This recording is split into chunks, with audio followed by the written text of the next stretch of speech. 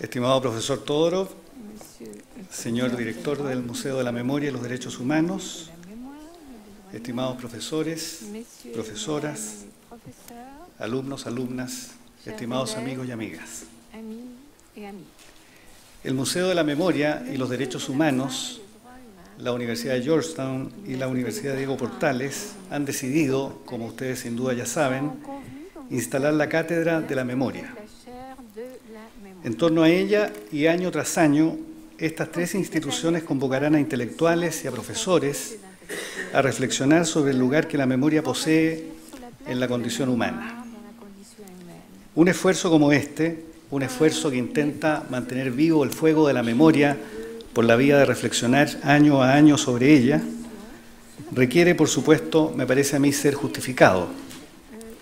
En los tiempos que corren, todo aconseja y hace más plácido el olvido, y por lo mismo una iniciativa como esta requiere una cierta fundamentación. ¿Qué razones podrían esgrimirse para fundar una iniciativa como esta? Para responder esta pregunta es imprescindible, me parece a mí, dar siquiera un vistazo a las características que presenta la memoria de la que esta cátedra, como digo, se va a ocupar. A menudo nos gusta concebir la memoria como un depósito de informaciones, de datos y de pormenores de lo que alguna vez pasó. Y pensamos entonces que si fuéramos capaces de borrar alguna de las cosas que están depositadas en ella, como quien saca de una bodega las cosas que ya no sirven, por viejas o por feas, los malos recuerdos, creemos, dejarían de molestarnos y la vida podría así comenzar de nuevo. Esto fue lo que se creyó durante mucho tiempo, como ustedes saben, cuando se hizo el intento de prescribir el olvido. Sin embargo, esa imagen de la memoria, como un depósito de recuerdos que pueden ser manipulados a voluntad o a discreción, sacando lo más feo y dejando a voluntad lo más plácido, es rotundamente falsa. Y es que la memoria, más que parecerse a una bodega de la que podemos sacar a voluntad las cosas que la guarnecen, se parece a un archivo indeleble en el que todas las cosas quedan inevitablemente registradas hasta que un detalle en apariencia banal las reverdece y las despierta. La memoria, explicaba por eso Freud en alguno de sus primeros escritos, se parece a una escritura llena de tachas, de inscripciones y de borraduras, donde cada acontecimiento se inscribe sobre el anterior, el que entonces sobrevive, tachado por el presente hasta que de pronto, y sin casi nos diéramos cuenta, renace. En otro texto, escrito cuando ya era un anciano, insistió Freud en una imagen semejante. La memoria, dijo entonces, se parece al bloc mágico, esa página que cuando está llena podemos borrar levantando la carátula transparente que la cubre. El resultado, imaginó Freud, es que al final cada escritura se sobrepone a las huellas de la otra, cada línea registra varios acontecimientos que unos encima de otros plantean enigmas y preguntas que cuando recordamos hacemos el esfuerzo de responder y de dilucidar. No recordamos entonces, como algunos creen, para volver simplemente sobre el pasado con una atención malsana o vengativa. Recordamos para descubrir o siquiera adivinar, como en el bloc mágico de que hablaba Freud, qué hay detrás de esas líneas que constituyen a la memoria, qué dicen las borraduras y qué cosas insinúan las tachas que el tiempo va dejando en ellas. Una cátedra de la memoria, entonces, como la que ahora estamos inaugurando, tiene por objeto ante todo reflexionar y deliberar para así inteligir lo que somos, o si ustedes prefieren, lo que hemos llegado a ser, gracias a esa superposición de recuerdos y de significados que nos constituye.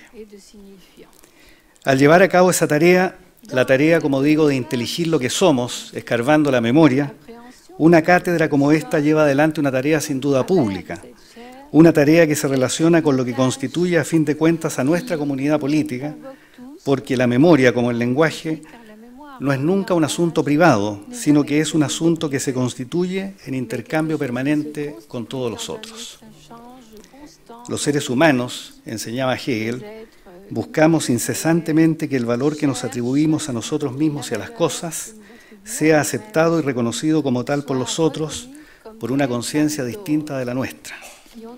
Esta característica de la condición humana, consistente, como digo, en anhelar el reconocimiento de los demás, es la que permite explicar que un significado puramente individual un sentido que cada uno abriga en la soledad de su conciencia, sea hasta cierto punto un sentido inacabado, incompleto e ininteligible.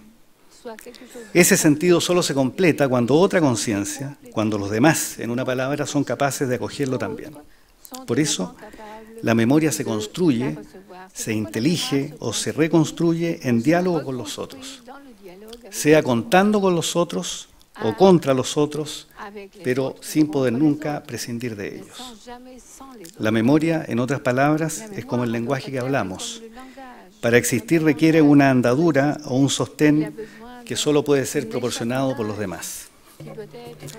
Inteligir lo que somos por la vía de reflexionar acerca de las capas de sentido que el recuerdo va dejando en nosotros, favoreciendo así que los significados que nos constituyen como comunidad se revaliden. He ahí, me parece a mí, dos tareas que le cabe a esta cátedra de la memoria. Y todavía hay, me parece a mí, una tercera, que quizás sea todavía la más importante. La memoria y el afán por traer a la conciencia los hechos una y otra vez no consiste, como hemos visto ya, en una vuelta al pasado o en un simple retorno a lo que ocurrió o en una simple lucha por el significado político. La memoria es también, y me parece a mí que una cátedra de esta índole no debe nunca olvidarlo, un esfuerzo por desproveer al recuerdo del componente destructivo o traumático que casi siempre lo acompaña. El propio Freud, a quien yo citaba antes, decía que si los recuerdos no pueden ser expresados en palabras, acaban siempre, inevitablemente, expresándose en nuestra conducta. Cuando los recuerdos no se elaboran, y en eso creo yo, los intelectuales y los medios de comunicación de nuestro país tienen ante sí una tarea permanente, acaban retornando, más temprano que tarde, en la forma de actos. A impedir que todo eso ocurra, echando mano a las armas de la reflexión y el trabajo intelectual, se dedicará esta cátedra de la memoria y de los derechos humanos, cuya primera versión estará a cargo en algunos minutos más del profesor Todorov. Hay pocos intelectuales, me parece a mí, que como el profesor Todorov hayan reflexionado con mayor imparcialidad y a veces incluso con mayor crudeza sobre la memoria. Él se ha preocupado de inteligir el problema de la memoria eludiendo el camino fácil de moralizarla, de transformarla en un arma arrojadiza en medio de la lucha política o en un simple pretexto para distribuir culpas históricas. En cambio de ello, el profesor Todorov se ha preocupado de mostrar de qué forma la memoria puede contribuir a modelar el futuro y a comprender mejor lo que somos, aunque ello sea a veces al precio de asomarnos a esa parte de oscuridad que casi siempre anida en toda naturaleza humana. No queda más entonces que dar la bienvenida al profesor Todorov y en nombre de la Universidad de Georgetown, el Museo de la Memoria y la Universidad Diego Portales, dar por inaugurada esta cátedra. Muchísimas gracias.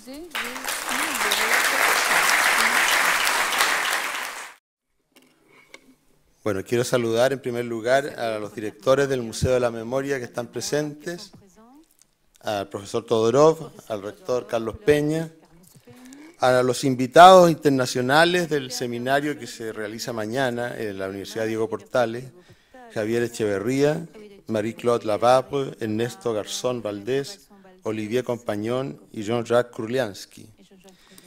Quiero saludar también y agradecer muy especialmente a las personas que están en la plaza por su buen ánimo. Les aseguro que están más cómodos, tienen mejor aire y pueden fumar. Bueno, es un verdadero honor y un gran privilegio inaugurar la Cátedra de la Memoria que hemos convenido con la Universidad Diego Portales y el Centro de Estudios Latinoamericanos de la Universidad de Georgetown. Se trata, como dijo el rector Carlos Peña, de un esfuerzo destinado a proyectarse en el tiempo. Lo hacemos, además, con un invitado excepcional, el crítico, filósofo e historiador francés de origen búlgaro, Stepan Todorov. Todorov, como sabemos, es una de las figuras intelectuales esenciales cuando se trata de reflexionar sobre el siglo XX y la actualidad.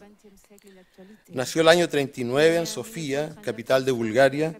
Allí pasó su niñez en el contexto de la Segunda Guerra Mundial y realizó sus estudios escolares y universitarios en un país que a partir de 1944 quedó en el ámbito de los países del llamado socialismo real. El 63 partió a París para seguir su formación de posgrado, donde se relacionó con Roland Barthes, Roman Jakobson y los estructuralistas, abocándose a los estudios literarios y semióticos. De esa etapa son una decena de libros de su autoría, que para el mundo de la literatura y los estudiosos del lenguaje han sido obligatorios, tales como ¿qué es el estructuralismo?, los géneros del discurso, literatura y significación, entre otros. A partir de los años 80, Todorov cambia su foco de trabajo y se dirige hacia la filosofía política y la historia, ocupándose especialmente de la historia de las ideas y muy particularmente del pensamiento de la Ilustración, del cual es uno de los grandes conocedores, produciendo trabajos de vital importancia que abordan el tema de la identidad y de la alteralidad. De esa época son obras como La conquista de América o el ensayo sobre Rousseau, Frágil felicidad y Nosotros y los otros. Las reflexiones más políticas de Todorov y en particular sobre la historia del siglo XX encontrarán un nuevo impulso para su desarrollo a partir de la década del 90 tras la caída del muro de Berlín. Su primer y fundamental libro sobre el totalitarismo, Frente al límite, marca un punto de inflexión en su reflexión. Allí describe las características de los sistemas totalitarios y reflexiona sobre los agentes de los mismos, a los que considera mayoritariamente ni monstruos ni bestias, sino seres ordinarios que siguen instrumentalmente las reglas de regímenes que habían llevado la lógica de la guerra al interior de sus sociedades, buscando la destrucción física y moral de un supuesto enemigo interno. En su libro más reciente, Los enemigos íntimos de la democracia, Todorov aborda con lucidez el análisis de la sociedad actual, mostrando que los elementos constitutivos de la democracia incuban también paradojalmente las principales amenazas a que ésta se ve enfrentada en la actualidad. Para Todorov, si uno de ellos rompe su mutua dependencia con los demás, escapa a todo intento de limitación y se erige en un principio único, estamos en el terreno del populismo, del ultraliberalismo y del mesianismo político, los enemigos ya no externos, sino esta vez íntimos de la democracia. Todorov se da tiempo también para publicar ensayos sobre obras pictóricas y literarias.